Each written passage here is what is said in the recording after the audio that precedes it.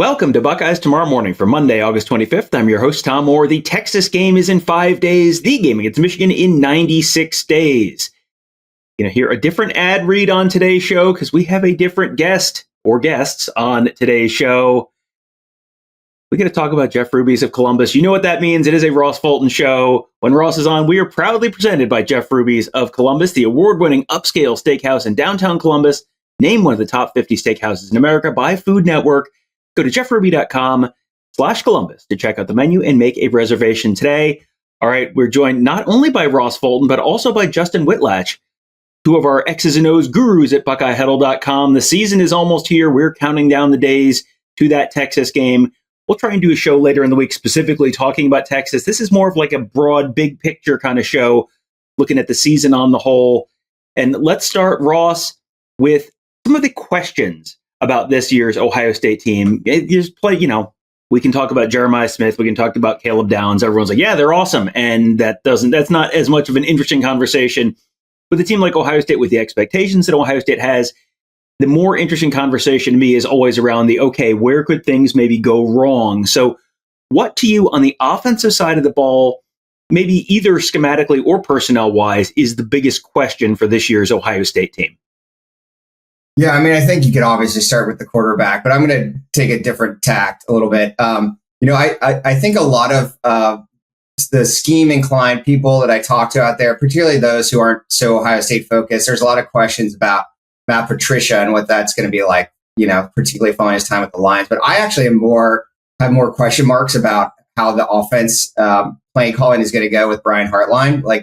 Matt Patricia, for better or worse, has done it a lot, right? This is basically Brian Hartline's first time. There's still question marks, or at least he doesn't want to answer the question about whether he's going to call plays from the sideline or up in the booth. I don't personally like the idea of him doing it from the sidelines, particularly when already your other two sort of, let's say, main inputs into the play calling, Ryan Day and Tyler Bowen, are also going to both be on the sideline. So then that would sort of leave them bereft of people up top. And just as a young coordinator, Justin can speak to this. I can't imagine trying to do that with all the chaos on the sideline for your first time against Texas. So obviously, he was sort of the OC in name 2 years ago, but he didn't call the plays.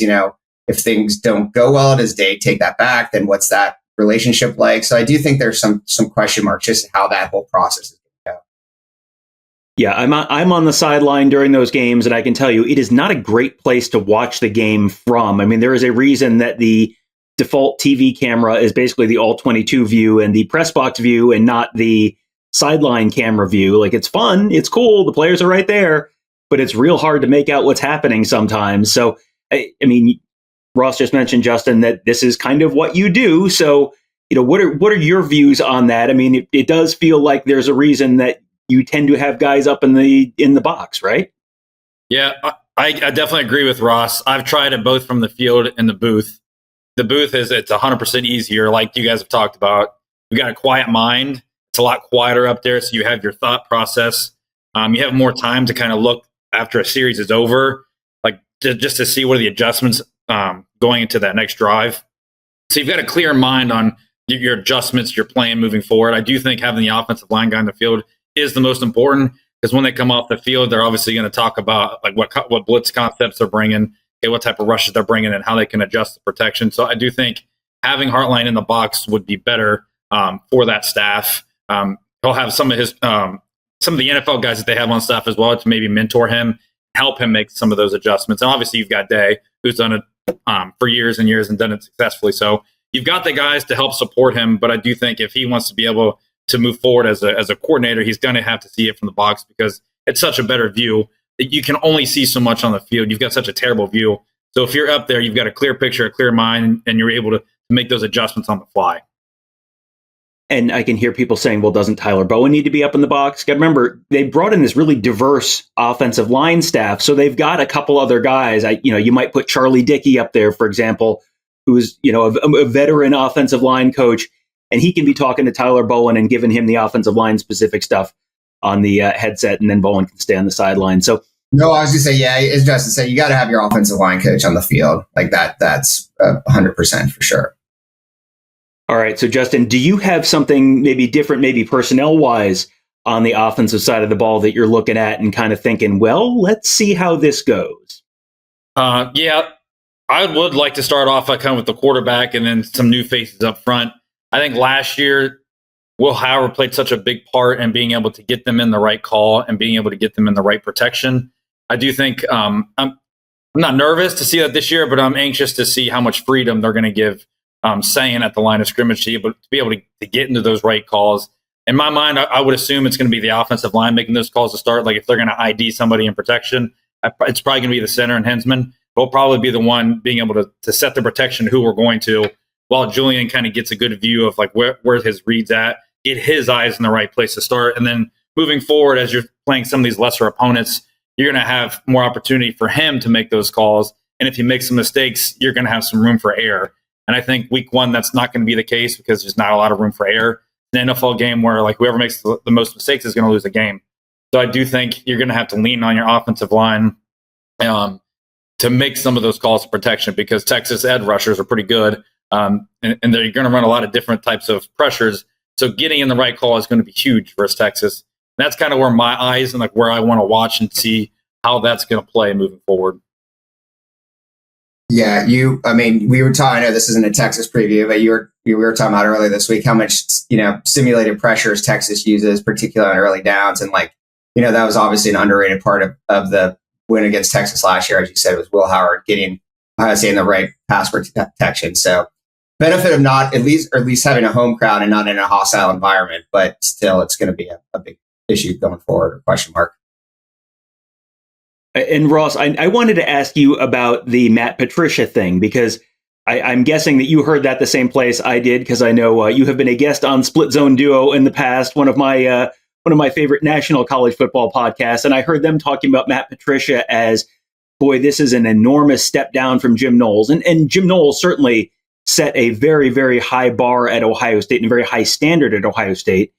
I tend to look at NFL guys coming down to college and think, it's going to be a simpler defense because of the time. And it's really more of a question, not of, can you run a complex enough scheme to confuse college quarterbacks and opposing college coaches, but can you take your system, simplify it enough to make it work at a college level and be able to teach it at a college level? So I don't know that I'm looking at Matt Patricia necessarily as, boy, this is a real concern for me, but I was interested in your thoughts on that. And is he a positive? Is he a negative? Is he a concern on the defense side of the ball? Like, where are you landing there?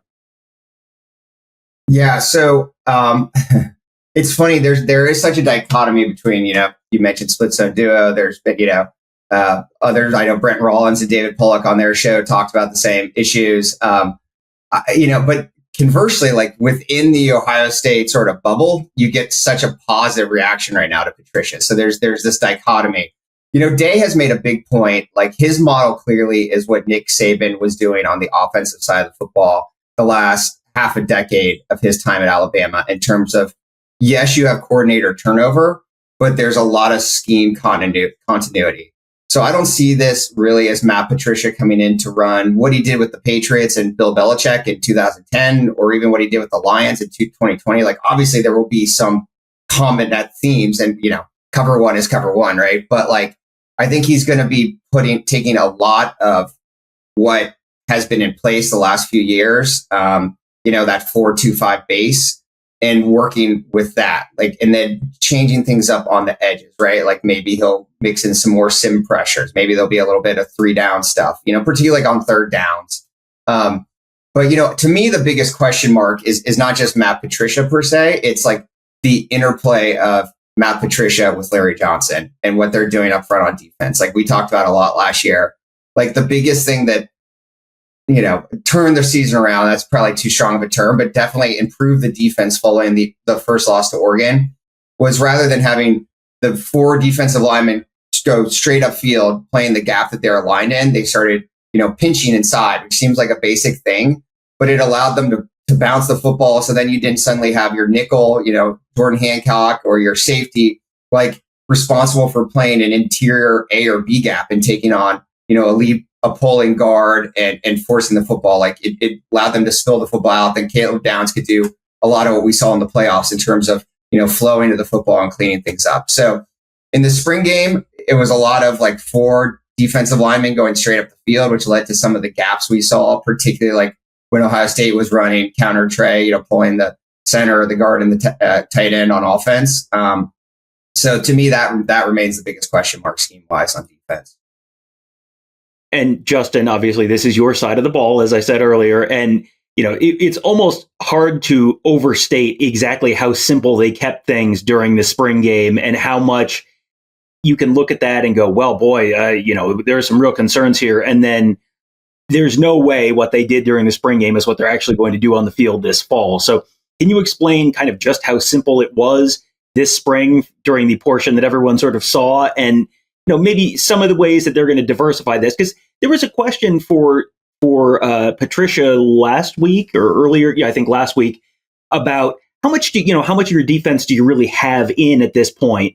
And he didn't really answer the question directly, but it's obviously substantially more than last year. And if they're keeping things sort of schematically similar, as Ross said, to what they've done in the past, I would assume you could have some pretty good diversification at this point, right?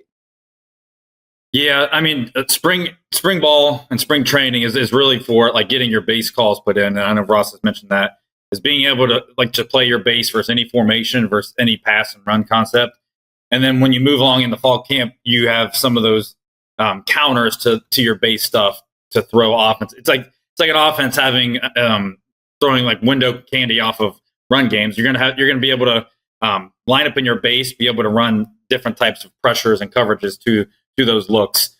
So in my mind, I would be interested to see like what type of sub packages Patricia will be able to run, because a lot of teams nowadays in college football have different personnel sets. A lot of them. So like, how is he going to adjust from 10 personnel to 21 personnel? Like what sub will he have in? We play nickel, heavy nickel to some of these formations. So I think spring ball again is you want to be base. When you get in the fall camp, is you want to build off of the base, and that's pretty well known. But I do think there is a lot of room with the secondary to have a lot of calls put in. You can move, like everyone's talked about, you can put downs at different spots, and you can run a high volume of concepts moving guys around because they have one job from that spot. Like if Downs is moving down to their nickel or Sam in a package, you can change one call, but it only changes for Downs, if that makes sense. So you can have a variable of calls by moving guys to one spot and only giving them one responsibility. And the only responsibility that changes is Downs, if that makes sense. So he might come off the edge from a nickel pressure. Everyone else is kind of the same off that same nickel pressure. It's just a different personnel set. So I think there's a lot of room to have a lot of volume. I don't think it's going to change a lot for some of those, for the guys that aren't getting moved around. And I think that will be a huge asset to the Ohio State defense, is being able to have guys that can be moved around in that secondary, because sounds like there's a lot of depth at that place. And I hope that will help the defensive line be able to get to the quarterback, as being able to have some solid DBs in the back end. Yeah, and I think to pick that up on that, I mean, to me, that's like more personnel side. Like one of my big, whether it's a question mark or intrigue, I guess, is, increasingly in college football, you see a return to heavier packages. Justin was mentioning like, a lot of more 2 tight ends than you used to, right? And so when Ohio State's facing like 12 personnel with 2 tight ends, are they going to bring in a third linebacker like they did some last year? Or are they going to just put Downs, as Justin said, as a heavy nickel? And if they use Downs that way, which I think is the right approach, do they bump, let's say Lorenzo Styles Jr. is the nickel against 11. Do they bump him back to safety like they did with Hancock last year? Or do they bring in, let's say if Jalen McClain is a starter, do they bring in Malik Hartford, the third safety, to play deep? I mean, there's pluses and minuses to having to pull guys off the field in terms of, their specialty versus giving more away to the opponent. So that'll certainly be something to watch. Another spot where I think it's going to be interesting to watch is the offensive line, because we saw kind of a real shift in not only personnel, but also somewhat scheme partway through, really kind of in the playoff last year. And it seemed like it worked really well. And then Justin Fry left, and now you've got a whole new offensive line coach, and you get a new run game coordinator. So when you look at the personnel, Ross, and you look at the scheme that worked with a lot of the same personnel last year, but then you're bringing in a new offensive line coach in Bowen, and a new run game coordinator, in his other kind of role there. What are you expecting from them in the offensive line in terms of blocking and gap scheme that we saw quite a bit during the playoff? Is that something you're sort of expecting to see them do more of moving forward, or going back to what they did before? Like, what's your sense there? I'm certainly expecting / hoping that that's the case, that they continue forward with, I know it felt really gap heavy for Ohio State fans and all of us because it's been so zone heavy before. It was really just probably a 50-50 mix, give or take, between zone and gap in the playoffs. And, even just putting aside like the specific concepts, Mike Pettit has done a good job like on X showing how in the spring game they use some, gap counter where they, as I've mentioned, they pull the center and the tight end instead of pulling the backside guard. Bowen has a background, I think, Justin can talk to this probably more, like in terms of with a lot of diversity in the run scheme. And so I expect that to continue. But again, going to be interesting, right? Like Chip Kelly was a run game guy. I think Ohio State's run scheme prior to Chip being there, those couple years before, got pretty stale and pretty stagnant and overly reliant on stretch the boundary, which great play. I will defend it when people, get too worked up about it. But again, like anything else, you have to have change ups and you can't be overly reliant on one thing. Yeah, I agree. With having a couple new guys up front, I do think they'll probably major in zone concepts because there's not a lot of adjustments off of zone. I do think they'll build again like they did last year to gap scheme. But if you look back at the spring game, again, that's usually your base stuff. They were running counter quite a bit. And then they did have some play action off a counter. So that tells you that's something they want to major in the future moving forward. And I do think they'll get there. I just think probably these first couple of weeks will be zone heavy. It's because you've got new guys up front. You've got to be able to communicate. And I think that's the easiest in zone. There's not a lot of adjustments, not a lot of calls up front. You're going to point out the mic or the wheel, whoever they want to point to, and then we're going. With counter, you got so many different adjustments. If you're like -1 to power to one side, then you've got to kick it to the other side. So I think early on, we're going to see a lot of zone. I could be wrong, but I do think they'll eventually get to that gap scheme that I think they were at the end of last year. And they also were throwing some screens. They did last year too, but they also were throwing some screens off of counter. So that shows you they want to build from that gap scheme there and go forward with it. So you've got a new starting quarterback and you have a new starting almost everyone on the defensive side of the ball. So I'll have Ross, you can start with, how does having a new starting quarterback and a redshirt freshman starting quarterback potentially impact what you're going to try and do on offense, at least in the early going of the season? And then, Justin, we can have you sort of run through the defensive side of the ball and how that might change what they're trying to do. Are you trying to limit mistakes? And does that change what you do? Or are you going to be more aggressive and try and get off the field or try and hit the big home run? So, Ross, go ahead and start us off on the adjustments for Julian Sayin. Yeah, I mean, the old cliche, right, is like you want to run the ball well with a new quarterback. But I think it's actually more incumbent upon them to give him easy access throws early, like particularly against Texas, right? You don't have a warm up game, like you're jumping straight into it. So, Texas, we can talk about it more next week, but played a lot of cover 2, a lot of capping Jeremiah Smith's routes in the playoffs.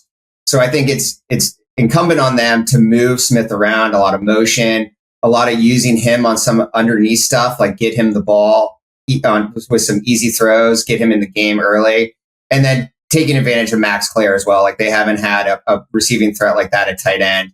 Texas gave up some of those routes to Ohio State last year to the tight end, but they have much more of a threat there. So I think this screens that Justin was talking about, give him some easy RPO, run pass options early, take advantage of what I think Sain's skill set is, which he's got a quick release. He gets the ball out.